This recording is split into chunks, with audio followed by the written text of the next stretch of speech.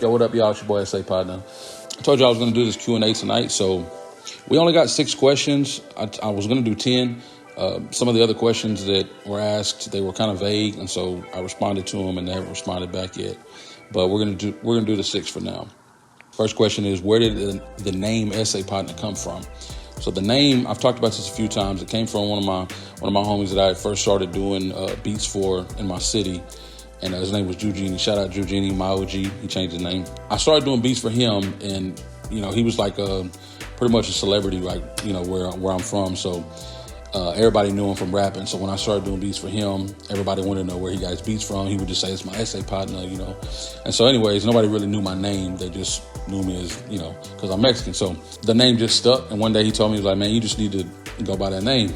And so that's what I ended up going by, because that's what everybody called me anyways. So shout out my OG, Uncle Eugenie. Number 2 is, what happened with Russ? Well, if you saw any of my postings, I know a lot of people gave me hell for this, but I don't know how to make a long story short, because it's such a long story. But to make a long story short, he posted a new video that he had dropped to a new song, and I recognized the sample in it. It's from an old sample.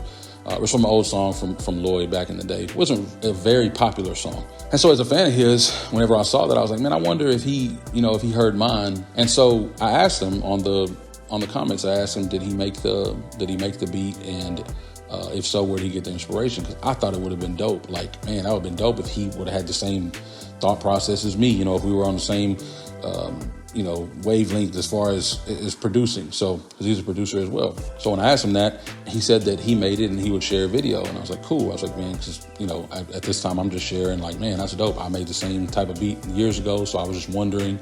Well, from there, his fans saw that I had asked him that, and they were just super duper offended that I would have the audacity to think that he would have ever heard my song. So, it kind of went into this back and forth thing where people were trying to argue him being such a big artist would never see, a song from an independent artist or something like that. Or I know he's independent too, but I just started arguing back and forth with him every day, because every day I'd log in and there'd be more people asking questions or more people going to my page and writing on my stuff. And so it became this thing that lasted like 4 days. Like I said, every time I'd log in, it would be another question or another, that had something to say. So I was responding to him. But then I started thinking, I know that he reads his comments because he responds to a lot of them. And I didn't want him thinking that I was trying to say that he was stealing, my idea or anything, because that's not what I intended in the first place when I'd asked him. So it kind of turned into that from his fans just defending him, for whatever reason. So I had commented on another video that he had posted, just telling him like, hey man, I know I've been sitting here going back and forth with your fans, but I wasn't trying to imply that. I thought it was dope, if you would have thought the same thing I did, or if you would have heard mine. I've gotten inspiration from other artists. It happens. It's something that, that we all do as an artist. He didn't respond to that one. And so I felt like I needed to make a video because I was answering the same things over and over again. I felt like all the people that were coming from his page to my page, they needed some sort of explanation, so I'd stop answering the same questions over and over again. So I took the time out and I made a short video kind of explaining the similarities between the two or whatever, and I named it The Russ Situation Explained, so that when people were coming to my page, they would see it and go, oh, there it is, let me click on this. The last time that we had the interaction between me and him was he responded to one of my comments. He was just like going off, like he was just pissed. Like, I don't know who you are. I've never heard of you in my life and blah, blah, blah. And I'm like, I don't know, so then I wrote back, hey, I don't know why the hostility. I explained myself the best way I thought I could, and he wasn't getting it. A lot of people read, the back and forths, and they felt like I was pressing the issue. Well, in a way, I'm like, okay, that's what we do. We're entertainers. So if there's something going on between two entertainers and I share it, oh well, you know what I'm saying? That's what we do. Like I said, I still like his music, but I mean, obviously he feels a certain way towards me now. So, okay, well, there goes that. Number 3, how was it working with Flatline? Okay, so if you're not familiar with Flatline and you're, live out of state or whatever, Flatline was a big artist here in Texas. I mean, he obviously reached out further in Texas, but he was just very well known in Texas. Actually, the first time I met Flatline I started kicking it with Chingo real heavy around this time, and it was it was right after Soulja Boy had made that dance video to my song, and it was just going viral everywhere. And so Chingo was kind of embracing me during that during that time. Not saying because of that, but it was around that time. I don't know. I forgot where we were going, but he took me to Austin or something. We ended up picking up. It was me and Chingo, and then we ended up picking up Flatline and Lucky Luciano. And that was the first time I had met Lucky too.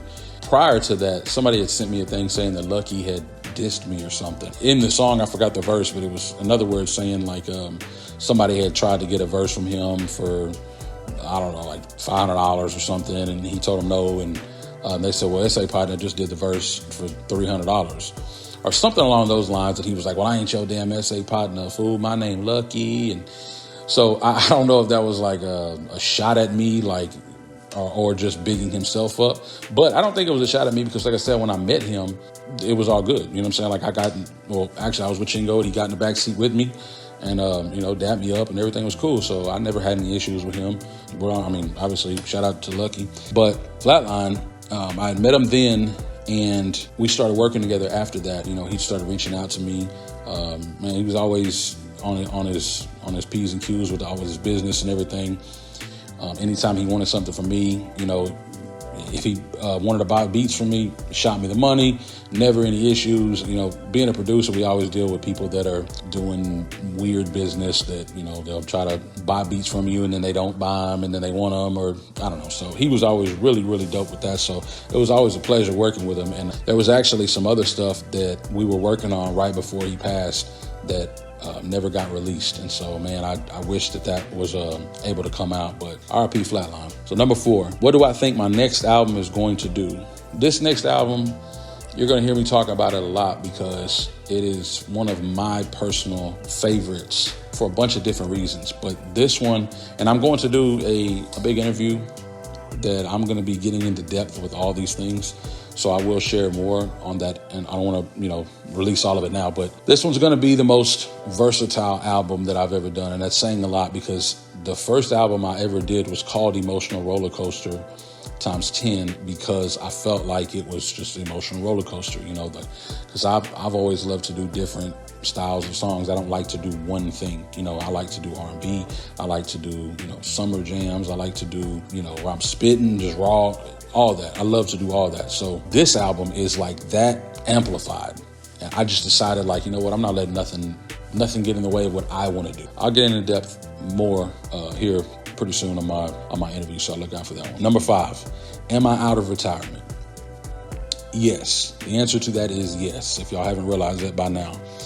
So I call this, and I'm going to forever refer to this as my Tom Brady retirement, because y'all remember when Tom Brady retired his first time, he retired and then he came right back out of it. And so I'm going to get into that. That's going to be another one of those things that I get into a long explanation about what happened, because there was a lot of things that happened and a lot of things took place to get me to where I'm at right now. But the answer is yes, I'm out of retirement. Number 6 is Clover G's.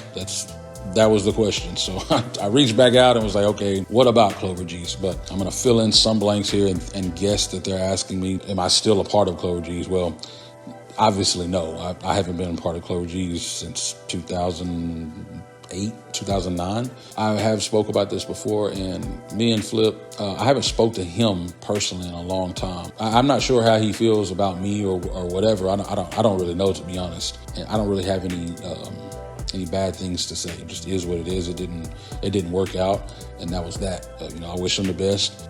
Wish all whoever's involved with Clover G's now, I wish them all the best. But no, as far as me, no, I'm not a part of them anymore. So I'm gonna leave y'all on that note, and hopefully next time we can get the question situation figured out before we start it. So, anyways, y'all be looking out for the new album, Talladega. Y'all gonna hear a lot more from it. I'm out.